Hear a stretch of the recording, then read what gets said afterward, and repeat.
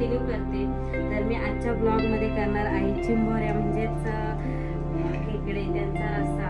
तर तुम्हाला मी दाखवते इझी पद्धतीत चिंबोऱ्यांचा रस्सा कसा बनवायचा आणि खरंच खूप टेस्टी लागतो. तर तुम्ही ब्लॉग कंटिन्यू करा. आणि आता मी केलेले आहेत तांदळाच्या भाकरी, त्याच्यासोबत चिंबोऱ्यांचा रस्सा.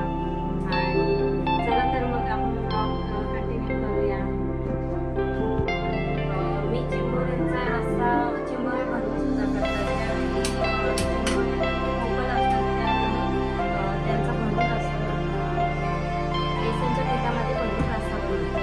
तर आता सध्या मी बेसनच्या पिठामध्ये भरून रस्सा करत नाही. तर या चिंबोऱ्या चांगल्या भरलेल्या होत्या, डायरेक्ट रस्सा बनवतो.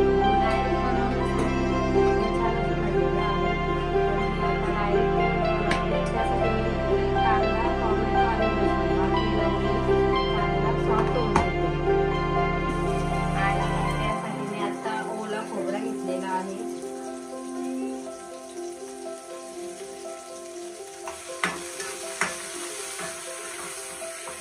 आणि हा खोबरा, लसूण, टोमॅटो आणि कांदा चांगला सॉफ्ट होऊन द्यायचा स्लो गॅसवर. मी आता रस्सा बनवण्यासाठी चिंबोऱ्यांच्या नांग्या घेतलेल्या आहेत आणि मी आता त्या खलबत्त्यामध्ये चेचून त्याच्यामध्ये थोडा पाणी टाकून रस काढत राहते. आता आपला फ्राय करून झालेला आहे. आता आपण मिक्सरच्या भांड्यामध्ये काढून घेऊ. छान असा फ्राय झालेला आहे.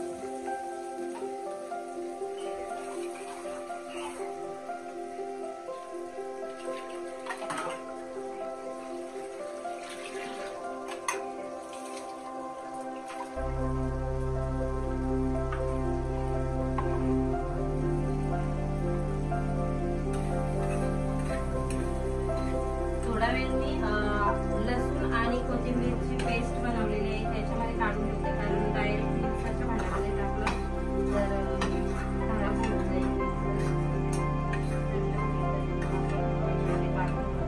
तोपर्यंत आपण फोडणीला कांदा टाकतो त्याच्यामध्ये.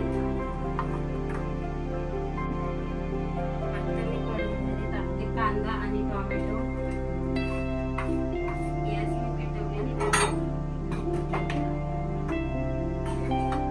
त्याच्यामध्ये ऑलरेडी मी फ्राय करण्यासाठी तेल टाकलेलं होतं, पण मग आता थोडं टाकून करते.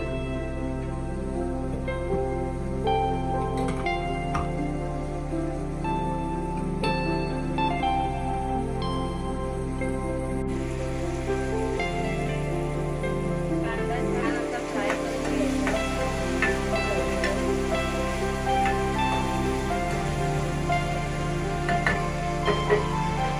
आणि जेव्हा आपण कांदा फ्राय करतो त्यावेळेस त्याच्यामध्ये मीठ सुद्धा टाकायचं. म्हणजे मग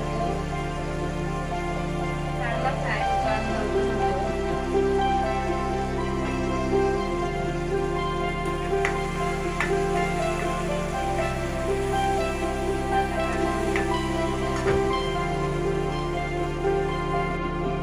तोपर्यंत आपलं वाटण थंड झालेलं आहे. आता मी मिक्सरच्या भांड्यामध्ये काढून ते वाटून घेते.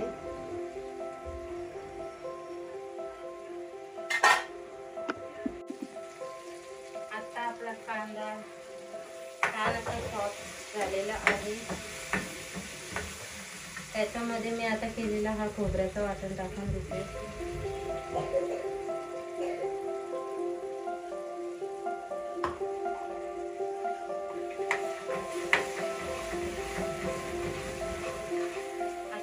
मिक्स करून घ्यायचं आणि स्लो गॅसवर 2 मिनिटं ठेवून द्यायचं.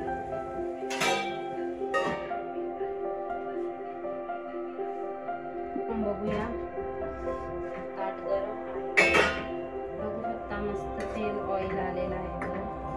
आता याच्यामध्ये आपण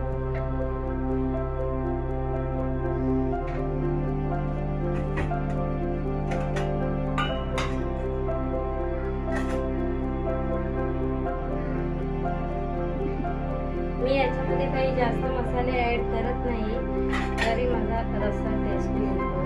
तर आता मी टाकते लाल तिखट मसाला. तुम्ही चवीनुसार टाकू शकता. तुम्हाला जितकं तिखट हवं आहे त्यानुसार तुम्ही टाकू शकता. आता मला जितकं हवं आहे त्या क्वांटिटीमध्ये मी टाकलेलं आहे.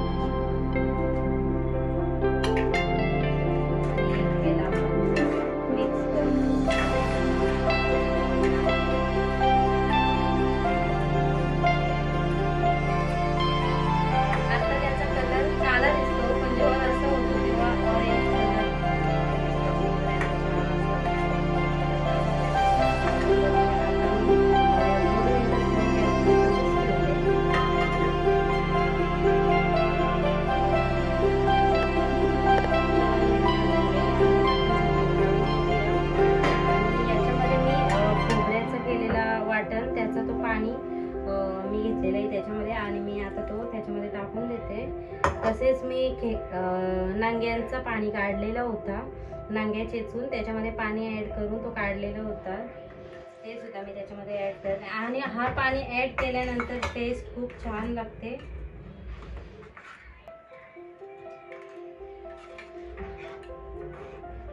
आणि आता आपण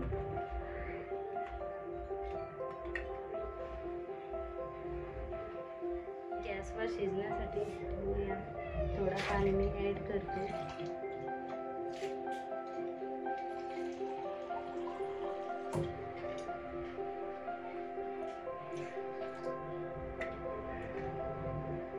आणि आता मी या ताटावर सुद्धा पाणी 10 ते 15 मिनिटं स्लो गॅसवर ठेवू. आणि जर तुम्ही फास्ट गॅसवर ठेवणार असाल तरी चालेल, पण मग फास्ट गॅसवर टेस्ट इतकी चांगली लागत नाही जितकी स्लो गॅसवर लागते. सध्या मी भरपूर उशीर झालेला आहे, त्याच्यामुळे मी फास्ट गॅसवरच ठेवलेला आहे. तर आता बघूया 20 मिनिटात. अशा प्रकारे आता आपला चिवड्यांचा रस्सा झालेला आहे. मी ती पालखी आलेली त्याच्यामध्ये थोडा वेळ बाहेर गेलेली, तुम्ही बघू शकता छान असा रस्सा झालेला आहे.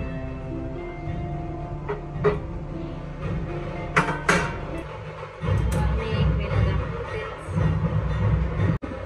बघू शकता छान असा रस्सा, मस्त छान असा रस्सा रेडी झालेला आहे. आणि आता आम्ही जेवून घेतो. आम्ही ताट वगैरे आणलेले आहे, तिथे भाकरी आहेत आणि आता जेवण.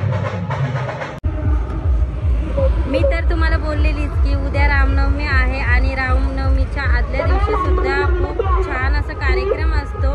तर आता आमच्या बिल्डिंगच्या खाली पालखी आलेली आहे रामनवमीची, तर तुम्हाला मी दाखवते, तुम्ही ब्लॉग कंटिन्यू करा.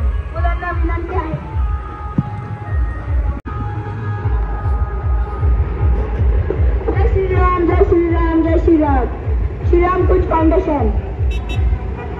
आणि इथे पोलीस निरीक्षक सुद्धा आहेत आणि मागे पालखी आहे, तर थोड्याच वेळात पालखी सुद्धा येणार आहे.